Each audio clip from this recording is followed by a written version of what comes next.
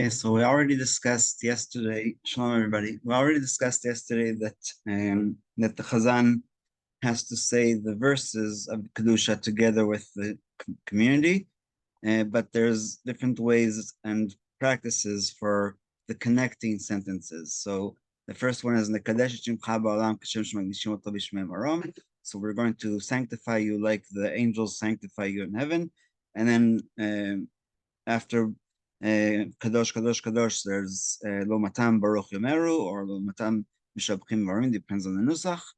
And so, in order to understand a little bit more about the order and how to make sure that everybody responds and everybody is hearing, I just wanted to bring a reference from the Gemara in Sukkah 51b, where it says the following: It is taught in a Baraita that Rabbi Yehuda says, "One who did not see the great synagogue of Alexandria of Egypt never saw the glory of Israel."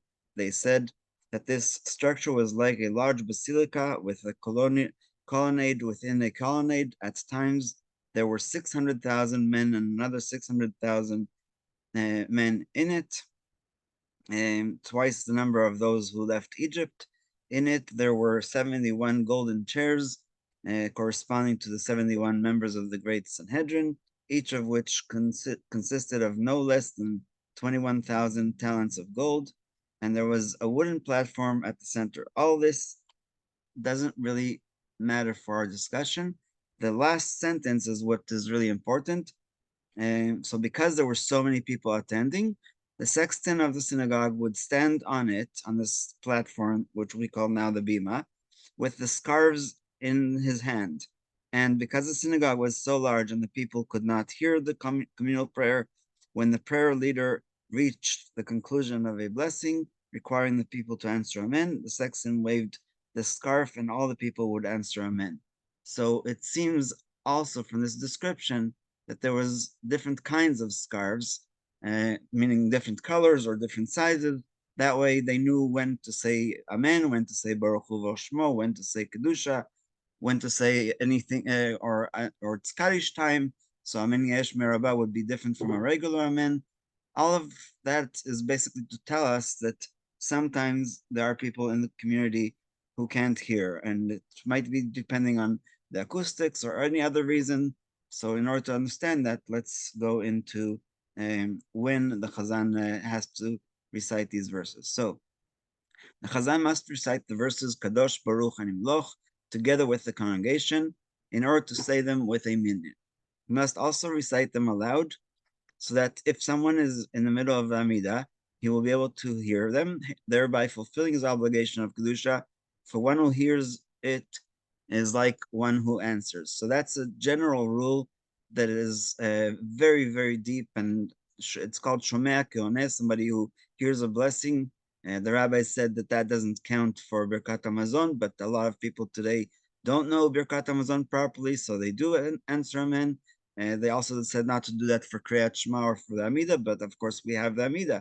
So it's a very complicated issue, but just to understand that basically the rule is that if you hear a blessing, it's as if you fulfilled it yourself. So on Shabbos, when we have Kiddush and Motzi, and let's say there's 300 people in the Kiddush, you don't expect everybody to say their own Kiddush. We all just answer amen and take a sip, and that's how we're fulfilling our obligation. After reciting the verses, he should be silent until the majority of the congregation concludes saying the connecting passages, according to that custom that the people in the community also say them, and then he recites them aloud. Now, the second paragraph, that's where it gets a little bit more complicated. If the Chazan's voice is not strong enough to be heard by the congregation, I think Rabbi Melamed wanted to continue this sentence with, he should not be a Chazan, because we already discussed that the requirements for Chazan is somebody that can carry a tune and has a strong voice, and everybody can hear him, and everybody is pleased, or the majority of people are pleased with the way that he recites the prayer. And it's the reason I said it's complicated, because when somebody has yortzeit or insists on leading, a lot of times the Gabayim don't want to fight with them, and they'll say, okay, but this is an example. If the voice is not strong enough, he should wait until most of the congregation finishes reciting the verse so that their voices fade slightly, and only then start to recite the verse. That way, on the one hand, everyone will be able to hear him, and on the other hand, since some have not finished reciting the verses of Kedusha, he is still considered to be reciting them in a minyan. So it's also the rule in a Jewish court when there's two witnesses, and instead of saying the things together, they say one after the other, but immediately, it can be considered as if they said it together. So it's just that idea. And last, if the congregation is very large, like we said about Alexandria, so that the Chazan can only make his voice heard after everyone has finished reciting the verse, there are various opinions as to how he should practice. Some maintain that it is crucial that he recites his verses of Kedusha with the congregation and tries to be heard by at least 10 people. Others say that it is most important that everyone can hear him. He should not be concerned that he may not be reciting the verses with 10 people, since he is the Chazan. When there is a minyan there that can hear him, he is indeed considered to be saying them in a minyan. Therefore, he must wait until his voice can be heard by everyone. Both minhagim are valid. So, just to explain once again, it's preferable if the Chazan says the verses with the community and waits for the connecting verses sentences after them. But if you have to do it for other reasons, then you may do exactly that. So the next topic is Modim Darabanan. So I'll just share my screen so we can actually go through the words of what we're saying, because some synagogues have it on the wall, especially Sephardic synagogues love to print this in gigantic letters on the wall. So what we say when the Chazan is saying the 18th blessing out loud, Modim, which is thanksgiving, we are thankful to you that you, Hashem, are our God and God of our fathers, God of all flesh, our creator of the beginning of Bereshit. Blessings and thanksgivings to you, your great and holy name, for keeping us alive and sustaining us. And what is the reason that we have to stay alive? Not because of our selfish needs, but rather because we want to serve Hashem. So may you always keep us alive and sustain us, and gather our exiles to the courtyards of your sanctuary, which is a different way of saying the Chatzrot Hashem, the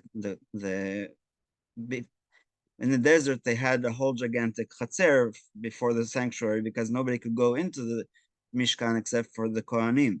So when it was a Bet HaMikdash, it was also built in that way, that there was a gigantic area that it's called Ezrat Israel, that the people will be able to be there and to observe your statutes and do your will and to serve you wholeheartedly. For we are thankful to you. Blessed is the Almighty, to whom all thanks be due. So that's the a good English translation from Sefaria.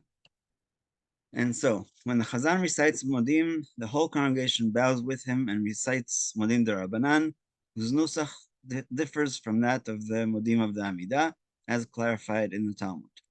The entire congregation bows down in Modim Darabanan. The laws concerning this bow are similar to the laws of Modim in the Sanat Amidah. Some people only bow partially. There are those who say that it is necessary to bow again at the conclusion of Modim Darabanan. I've never seen that practiced. Others say that it is proper to recite the full Modim Darabanan while bowing. The prevalent minhag is to bow only in the beginning of Modim Darabanan, as was the minhag of the Ari. In a prayer service in which Birkat Kohanim is recited, as in Shacharit, Musaf, and in the Mincha of fast days, if there are no Kohanim present, the Chazan recites the verses of Birkat Kohanim as a prayer, and the congregation responds, Ken Yehi Ratzon, to every verse.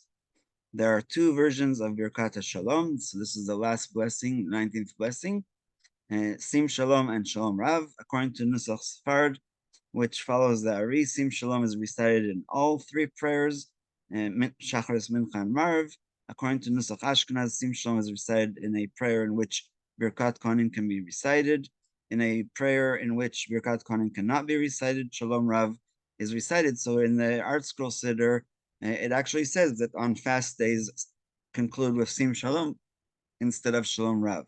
If one mistakenly said the wrong wording, he still fulfills the obligation because of course we don't know what the original one was, and so we can fulfill it in all ways possible.